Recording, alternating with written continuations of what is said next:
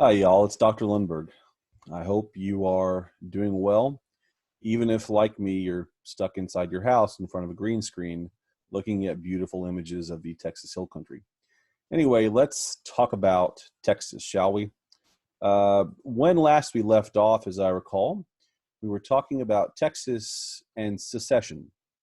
Now, keep in mind that Texas did, in fact, secede over the issue of slavery and white supremacy, and the protection of white supremacy and the protection of slavery.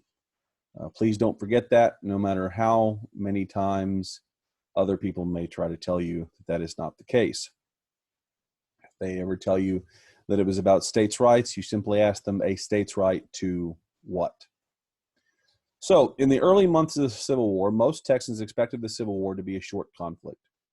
The Committee on Public Safety, which was formed by the Texas Secession Convention, appointed Colonel Henry McCullough, the brother of Ben McCullough, to head the 1st Texas Mounted Rifles to patrol the frontier. You also had John S. Rip Ford, who headed up the 2nd Texas Mounted Rifles to patrol the Rio Grande. By the end of 1861, you had 25,000 white Texans enlisted in the rebel army, 2/3 of them in the cavalry.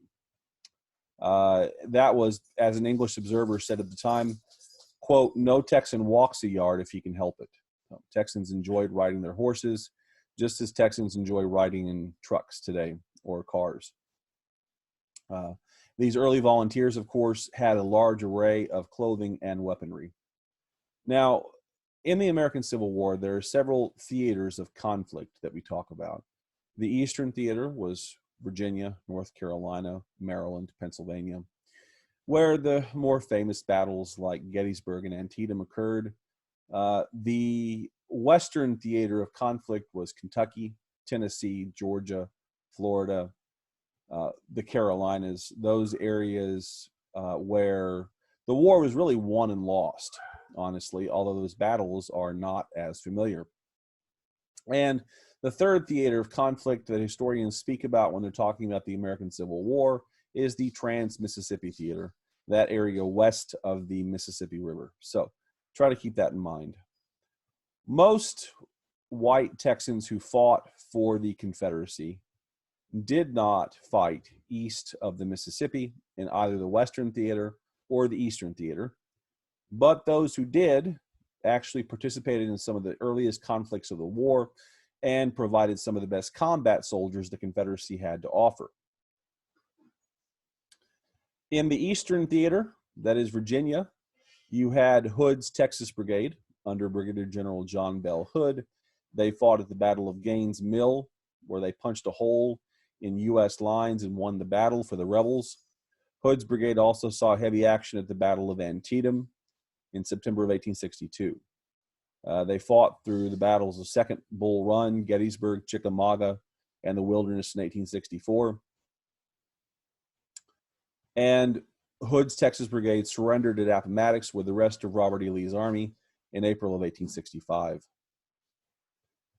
Now, they're probably the most famous unit the Confederacy had to offer, Hood's Texas Brigade. Many of the men in that unit came from the families of planters and slaveholding families in general, so keep that in mind. Far more Texans saw action in the Western theater of conflict, that is Kentucky, Tennessee, etc. You have the 7th Texas Infantry that fought at Fort Donelson and Shiloh. At Shiloh, you also had the 2nd Texas Infantry. Sam Houston's son, Sam Houston Jr., was in the 2nd Texas, as well as Terry's Texas Rangers, who had lost their commander, Colonel Benjamin F. Frank Terry, early in the war. Also, of course, seeing action in the Western Theater, Ector's Texas Brigade, led by Matthew Ector, and Granbury's Texas Brigade, led by Brigadier General Hiram Granbury. Full disclosure, of course, I did write my doctoral dissertation over a history of Granbury's brigade, so keep that in mind. All these troops in the Western Theater fought in the Battle of Chickamauga, and Granbury's brigade in particular distinguished themselves during the Atlanta campaign in combat, all the way up until November 30th, 1864, at the Battle of Franklin, Tennessee, when Hiram Granbury was killed along with many of his brigade. By the end of the war, pitifully few remained in these units that fought east of the Mississippi. Meanwhile, the vast majority of white Texans fought west of the Mississippi during the Civil War. Texans saw action in what is now Oklahoma, Indian Territory. They fought in New Mexico early in the war. And Henry Hopkins Sibley, of course, led that unit in New Mexico.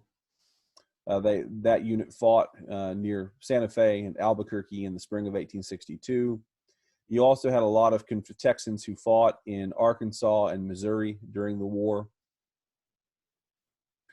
And there was some fighting along the Texas coast as well. In August of 1862, a U.S. fleet tried to capture Corpus Christi, although they were defeated. And then in November of 1862, United States troops did capture Galveston for a time, although rebel troops, Texas troops, drove them out on the 1st of January, 1863, in a battle involving cottonclads, that is, gunboats that had been outfitted with cotton bales as armor on the sides. Fairly inventive for the rebels. Texans also fought at Port Hudson, at Vicksburg, and of course in other actions as well.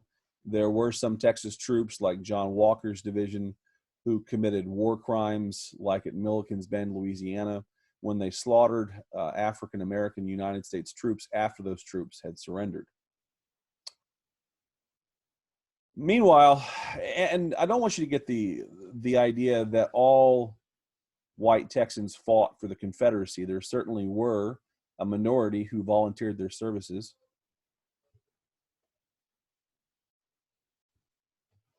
Certainly, I don't want you to get the idea that all Texans fought for the Confederacy. There were a minority who offered their services to the United States, so please keep that in mind. Back on the home front, Texas was never seriously damaged by the war, so the economy stayed intact. There were shortages because of the blockade, but nothing compared to what other Confederate civilians endured. Texas cotton producers continued to produce large amounts of cotton and ship them out of the state through Mexico via Matamoros, and after U.S. forces captured Brownsville across the Rio Grande and endowed to the town of Baghdad, Mexico. The Texas economy did not suffer because slavery remained undisrupted, and in fact, others brought enslaved African Americans to Texas to keep them from being captured by U.S. forces. Numbers of these refugees rose into the tens of thousands as the war progressed. Confederate authorities also conscripted enslaved African Americans to work on fortifications and other infrastructure. Of course, one of the most famous of these was Camp Ford, the U.S. POW camp near Tyler. In 1862, the Confederacy passed a Conscription Act, which conscripted all men between the ages of 18 and 35, later raised to 17 to 45 as the war progressed. In all, 60 to 70,000 white Texans served in the rebel forces, roughly 25,000 before the Conscription Act and 45,000 after the act. The act conscripted everyone except those who possessed at least 20 enslaved African Americans. That has given some to claim that the Civil War was a rich man's war and a poor man's fight, but that is simply not the truth. In reality, slaveholders and planters served in just as great a numbers in the rebel army from Texas as did non-slaveholders. Anywhere from 20 to 25% of all Texans who entered Confederate service died in the war, more than half of them from infectious diseases. Now, women had a rough time on the home front. They were forced to take up the slack in taking care of their children, as well as running the farm or plantation. Some women had nervous breakdowns, but others acclimated themselves well to the tasks. Another hardship that those at home faced, of course, was the death of loved ones on battlefields far away. Texas voters stayed loyal to the Confederacy by electing politicians that were the most loyal to the Confederacy. They elected Edward Clark, governor, of course, in 1861. He replaced Sam Houston. Well, they didn't elect Clark. He was lieutenant governor and replaced Houston. And then they replaced Clark with Francis Lubbock in 1861, later in the year, and then Pendleton Murrah in 1863. Pendleton Murrah is an interesting guy. When the entry on his wife comes out in the Handbook of Texas online, you might want to check out the entry on Pendleton Murrah and his wife. Anyway, interesting stuff there. Can't give away anything, though, too soon.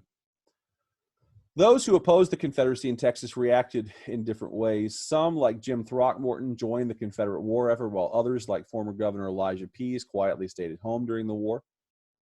Sam Houston, of course, also quietly stayed at home during the war, and Sam Houston died at his home in Huntsville in 1863. He never had any way of knowing how prophetic his words had been when he warned Texans not to secede, not to join the Confederacy. William Marsh Rice, one of the wealthiest merchants in Houston, moved to Matamoros, Mexico during the war and never returned to Texas. After he died, his fortune was used to endow Rice University, another Texas institution founded on money derived from slavery. There were some Texans, including many Tejanos, who joined U.S. forces in South Texas during the war and aided the United States in that area.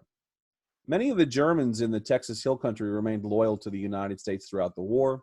Some of these formed the Union Loyal League in the Hill Country northwest of San Antonio, and they formed several military companies. Confederate militia went after them in the summer of 1862. They caught up with some of them along the Nueces River and executed 19 of them. Survivors erected a monument to the fallen at Comfort, Texas, in Kendall County. Today, the Truer de Union Monument is still up in Kendall County, Texas, in Comfort. It's inscribed in German with all the names of the dead, all 19 that were slaughtered there in 1862. In October of 1862, an even more egregious incident occurred. At the direction of state officials, William Young, Jim Moreland, and other rebel officers rounded up U.S. troops, the suspected Unionists, and convicted them using an extra-legal citizens court, and hanged 42 of them, 2 at a time, in the town of Gainesville, Texas. Gainesville, of course, is north of Dallas-Fort Worth, just south of Oklahoma. This is known as the Great Gainesville Hanging. Throughout the war, Texas suffered from Indian attacks on the frontier, but really the defense of the frontier was no worse than it had been before the war. Texas also suffered from many of draft dodgers who hid in various parts of the state and added to the lawless nature of Civil War Texas. Finally, of course, on June 2nd, 1865, General Edmund Kirby Smith officially surrendered the last Confederate troops in the field to Union officers aboard a ship in Galveston Bay, and this brought the American Civil War to a close. Believe it or not, the last land battle of the Civil War was actually fought near Palmetto Ranch near Brownsville, Texas, at the very end of the war. So, true story, the Battle of Palmetto Ranch was the last battle of the Civil War in Texas, period, but in Texas. Some Texans fled to Mexico at the end of the war, like Governors Edward Clark and Pendleton Murrah, and a few even emigrated to Brazil with other Confederates so as to escape punishment by the U.S. government. Of course, United States troops arrived in Galveston on June 19th, 1865. And there in Galveston, they proclaimed the Emancipation Proclamation to enslaved African Americans in Texas, many of whom had never heard of the Emancipation Proclamation before. So Juneteenth, as it became known, June 19th, 1865, has become something of an Independence Day in the African American community, marking the end of slavery. But just one other notable thing that started in Texas and now is celebrated by African American communities all over the United States. Well, that about does it for Texas in the Civil War. Y'all stay safe, stay healthy. Come to my virtual office hours. Email me if you have any questions, and I will see you all in cyberspace. Take care.